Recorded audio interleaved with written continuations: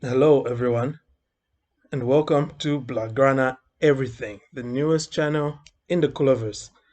This video is basically just a nice little bulletin to keep you abreast with the latest news and developments surrounding FC Barcelona. In order to keep things quick and simple, these bulletins I'll be taking the following format with them. Okay, so we'll be starting off with team or squad news, and team or squad news would then be followed by injury news, and also you're probably thinking, wait, but like aren't injury news and like team news the same thing? Normally, yes, but there will be certain circumstances I feel where it doesn't necessarily apply. So that's the reason why I've decided to just put those two separate. You see why anyway once we even get started with this with this video. After injury news will be coming transfer news, and that will also be followed by other related news. This is what the general structure is going to be, though it might vary from time to time, like, depending on what's happening, the actual news, and if there are any updates or not. Okay, so for today's video, we are going to be looking at some injury news of some concern, I do believe, for FC Barcelona, in that it's somebody who's a regular starter. That's, if you haven't heard, don't worry, we're going to get there. And then there's also, as usual, being FC Barcelona, there's transfer news left, right, center, despite the fact that we apparently have no money or a board or whatever, but there's still, and you'll be getting that news as well. And as well, there is something else in the other related news, which is, I think of this more as gossip, really, because, like, it's not really something we can confirm beyond what someone said. But yeah, someone's been talking. Okay, the guys who are on Bartomeu's boat, there's a guy who's been talking, and we're going to get to that due to the fact that we're in the international break and there is an absence of, club football. So, squad and team news, that's not going to be featured. Okay, we're just going to go straight into the next segment, which is going to be our injury news and updates. The man, the legend himself, Sergio Busquets, who picked up an injury last night as Spain played out a 1-1 draw with Switzerland. So what happened was that, Busquets was injured while he was challenging for a loose ball. Yeah, it wasn't a bad tackle at all, but, like, there was a loose ball. Him and Busquets were both running for it. Then, I think Busquets got to it first, but, Mbolo's momentum just sort of carried him onwards and beyond the ball. And he, there was a terrible collision, and the impact area was around Busquets' knee. And reportedly, that collision resulted in a mildly strained external collateral ligament. The injury was assessed today, like it happened last night, but it was assessed today in the morning. And the news coming out from reputable sources so far is that Busquets is set to miss Spain's Nation League, group decider versus Germany, and he's not going to be available for that crucial game at Atletico Madrid, the Wanda Metropolitano. Yeah, so what does this mean for Spain? I don't think there's that much to be worried about for them because, Enrique should have at least some cover in that position. Yeah, despite the fact that obviously Busquets brings so much experience in that Spanish squad, which I think only Ramos can offer them right now from his current selection from the last game. No one else really can compete with the amount of experience Busquets has, but he does have backup options like Rodri who are available and who should be able to slot in.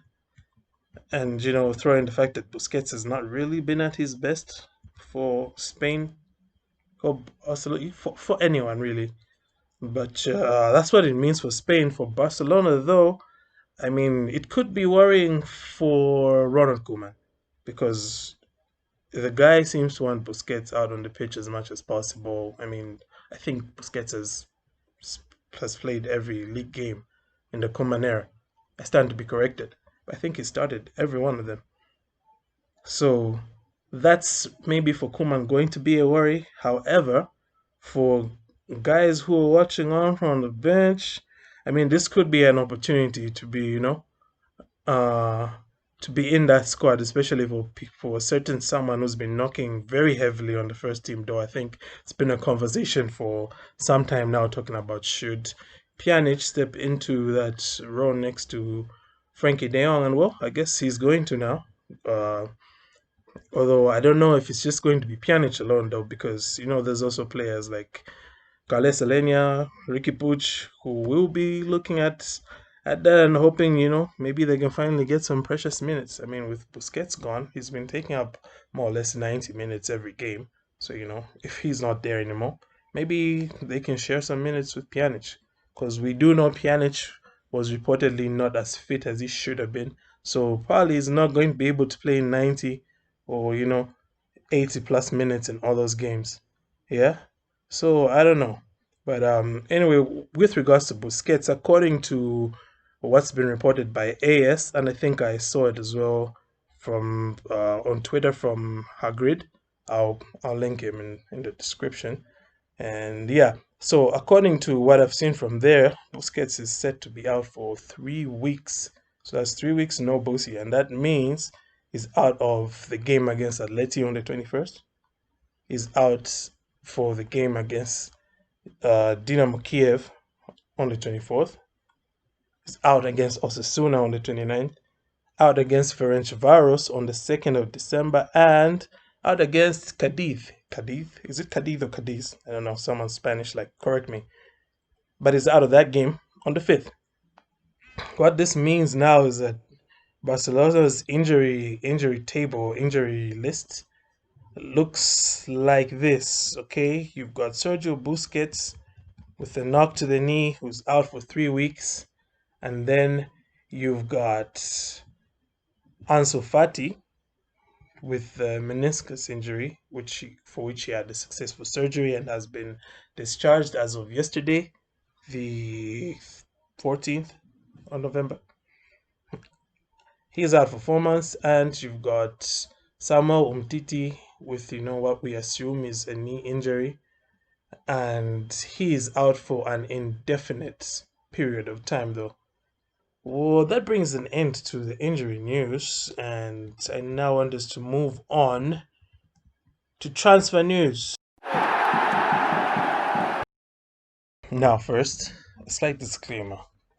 Barcelona's transfer feeds are always as chaotic as I would say, like, that tomato festival in Valencia, and like cross that with the running of the bulls in Pamplona.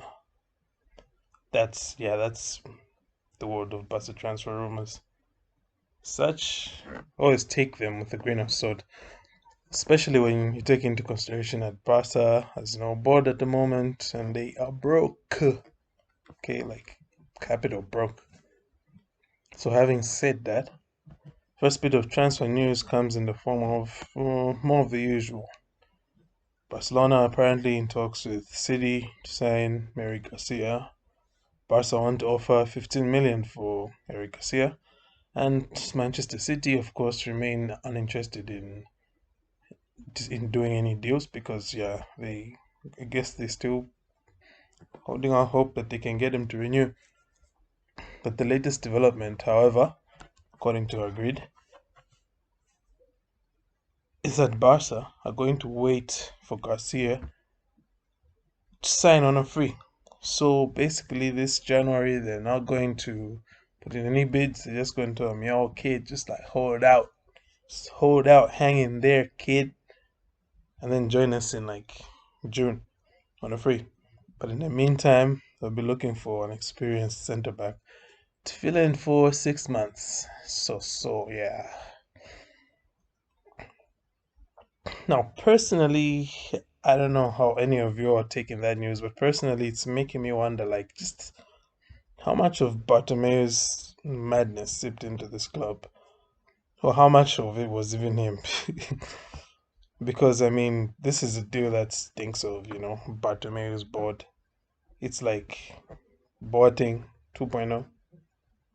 Oh wait, here's another guy you might remember, Jason Murillo, who was brought in to cover at centre back when Umtiti got injured. Yeah, it just reeks of those deals all over again, if you ask me. But what do you guys think? Do you think it would be wise to bring in a quick fix, experienced old guy? Or do you think that whatever resources Barcelona can get, they should get and just go all out for Eric Garcia? You can just, drop your thoughts in the comments. Then the other bit of transfer news we have is, of course, regarding another one which we've been hearing about, which is Memphis Depay. Usual stories really of, terms being agreed, contracts waiting to be signed.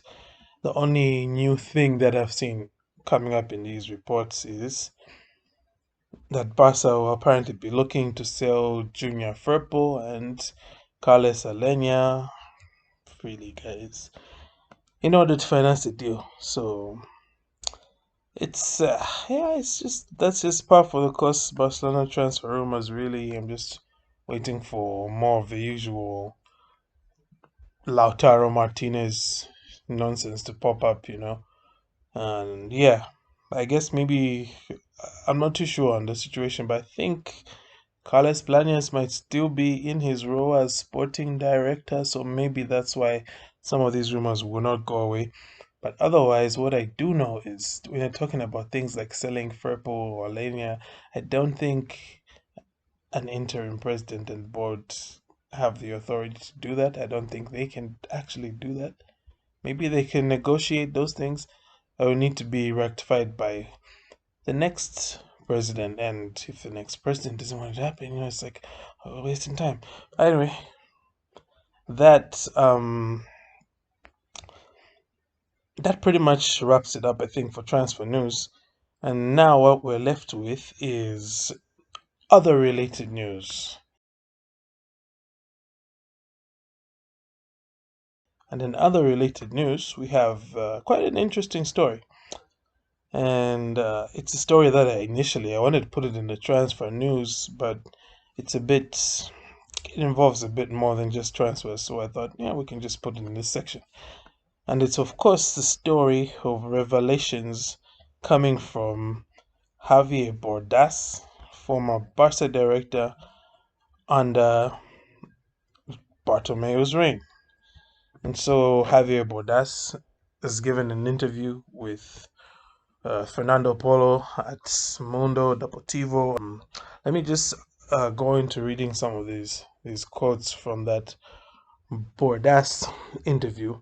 Okay, so this is the first one. It starts out, he's saying, when we were trying to do Dembele's deal, Mingea called me up to tell us that Mbappe was in range. So I talked to Bartomeu and he told me to look at Mbappe, but Robert and Pep Segura preferred Dembele. I called his father, Mbappe's father, and he told me he wasn't going to Madrid because they had Cristiano, Benzema, and Bale.